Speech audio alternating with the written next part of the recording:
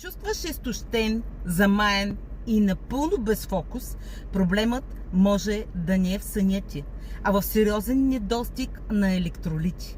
Много хора си мислят, че проблемът е, че не са спали достатъчно или че просто им трябва още едно кафе.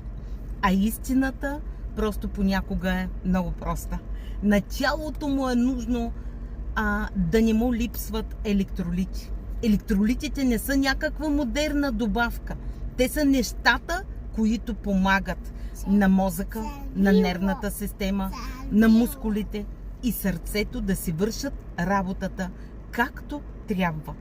Те насочват водата към клетките, помагат за производството на енергията и държат организма в баланс. Затова понякога можеш да пиеш достатъчно вода и пак да не се чувстваш, да се чувстваш уморен, замаян, разсеян или с мускулни крампи.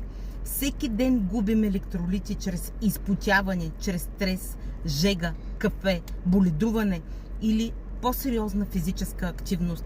И когато този баланс се разклати, тялото започва да дава сигнали за умора, главоболие, сърцебиене, сухота в устата, отпадналост и липса на фокус.